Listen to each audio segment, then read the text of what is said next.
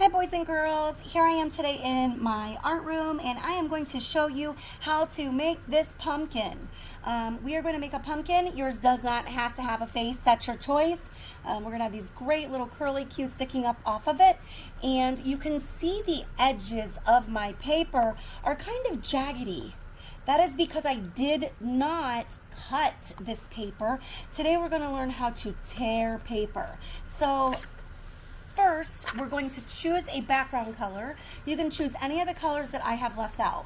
I am choosing black just so I can show you how to do this. You're going to write your name on the back with a pencil.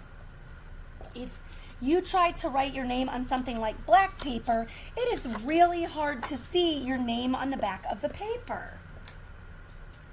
So you can use something like a white crayon and your name will show up very well. And I am Mrs. Wiley. Once I have my name on the back of the paper, I'm going to flip it over. Now on this side, we're going to draw a circle. What we do not want is a circle that's too small, that's too little. We don't want a circle that's too giant. We want one that's just right. So if you draw one that's the wrong size or maybe even the wrong shape, like that's an oval, that's not quite right, you can draw right over top of it. You don't even need to erase because we're going to cover this with paper. So we're going to dress up our mess up. So on my paper, as best I can, I'm going to draw some kind of a circle-y shape. That's our goal. Once we have drawn it, we're going to get paper and we're going to start tearing. Now how you want to tear paper is you want to use your pincher fingers. Pretend you're a crab. Got pinchers. So you're going to hold your pincher paper. You're going to hold your paper with your pinchers there, and you're going to put one claw next to another claw, and you're going to pull.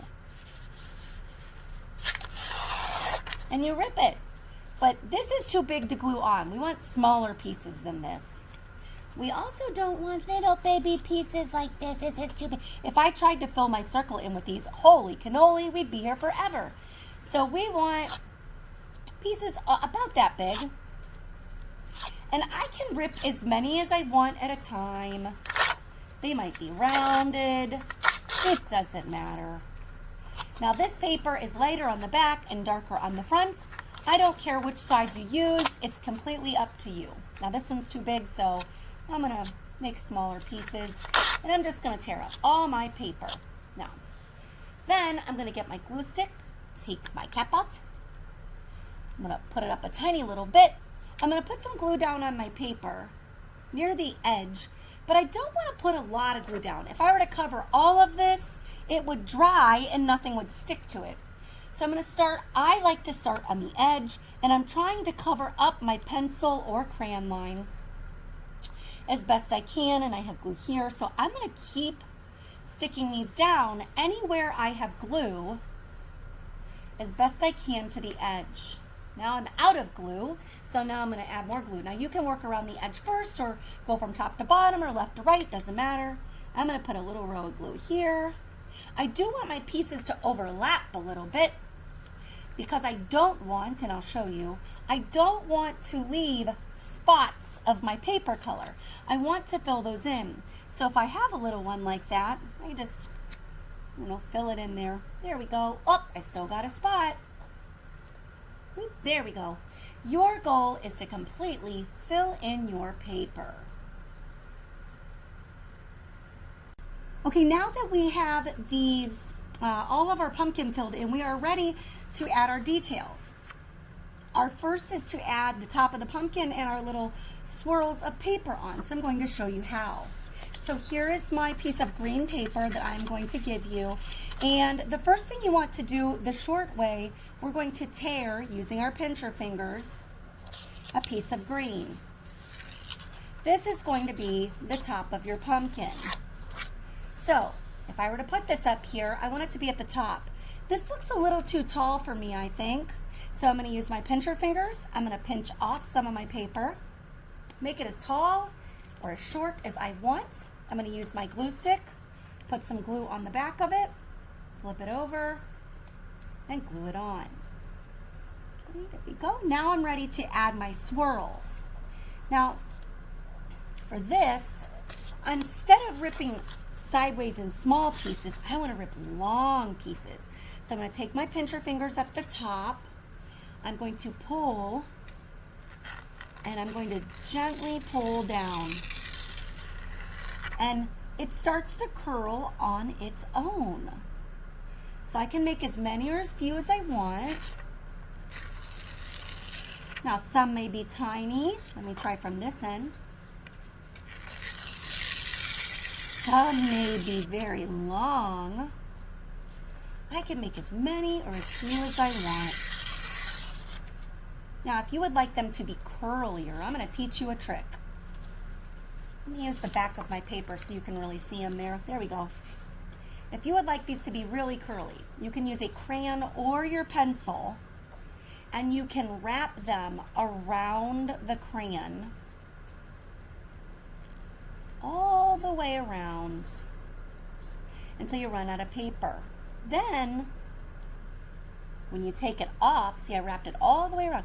When you take it off, oh my goodness, it is a very, very, very curly. How curly that is. That's your choice. See how much more curly it got? So if you'd like, I'll show you again. Crayon or pencil works. Wrap it around. Get it on there kind of tight. Wrap it around. Okay, pull it kind of tight.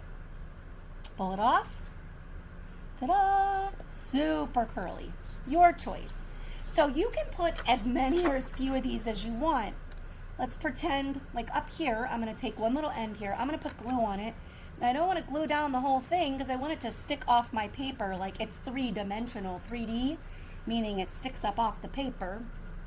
Holding count to 10, so there's one. I can do as many or as few as I want. Okay.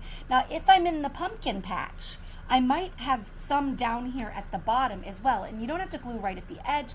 Maybe I'm going to glue in the middle and then put that little piece down. So I've got curls on both sides. So you can use as much of your green paper as you want. And if you're in the pumpkin patch, they might be down below. If you're not, that's okay too. So you can use this whole piece of paper, but you do not have to. I'm going to just quit for now so I can show you the next step. Next, we're going to be using oil pastels. Oil pastels are a lot like crayon. They look like crayon, but they feel super different. And I will show you on the back of my paper here. If I were to color with an oil pastel and press lightly, by the way, these are super messy, don't get them on your clothes. If I press light, it looks like crayon. But if I take this and press really hard, it starts to look and feel like Mom's chapstick, like the metallic gel sticks, like lip gloss, and the colors show up very bright, very, very bright. You can also overlap colors and mix colors together. So here I've got this green. I could mix it with, I don't know, blue and invent a new color like a turquoise. Okay, so that's your choice. But we're going to decorate our pumpkin. Now, before on this one, I just did very simple eyes as triangles and a mouth with missing teeth. Yours can be any way you want. If you would like the lights to look like they're glowing in your pumpkin, you might use something like yellow. Okay. I used white in my sky to make stars, a moon, and a bat. You can use any colors you want. Okay, so maybe I want,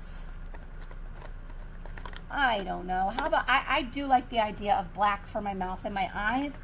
And you'll see that some of these are teeny tiny. This is a little teeny tiny black, but I'm still going to use it. It still works. So maybe for these eyes, I want to make mad, mean eyes. I can draw 2 diagonal lines and then draw loops around them. Boop, boop.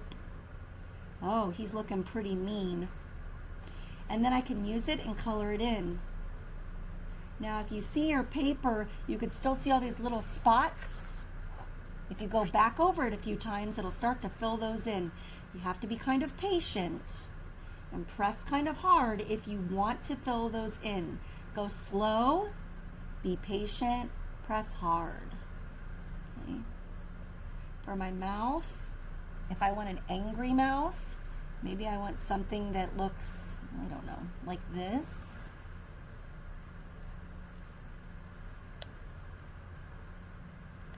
Now I don't want just a line, so I think I'm going to add the rest of it.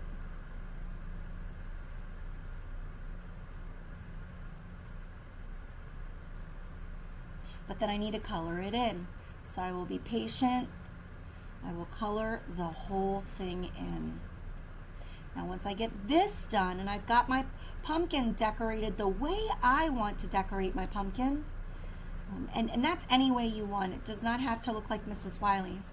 But when I'm done with it, then I can start decorating around it. Where is my pumpkin? Does my pumpkin need a moon? This is called a crescent moon. Okay. Does my pumpkin need stars? We've learned how to make stars.